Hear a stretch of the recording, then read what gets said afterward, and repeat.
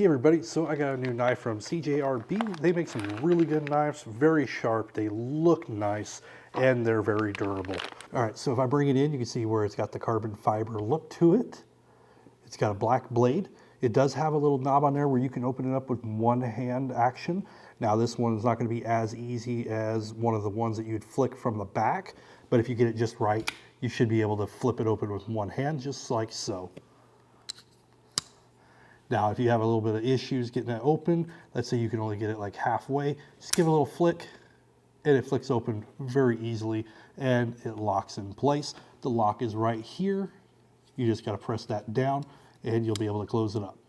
It does have a little belt clip here.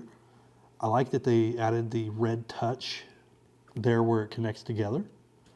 It's pretty solid. It's not super heavy, but it's got a little bit of weight to it.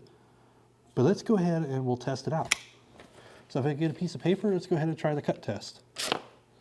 Cuts through it pretty easily. Yeah, that is pretty darn sharp. How about we test it on, I got half a tomato here. Let's see.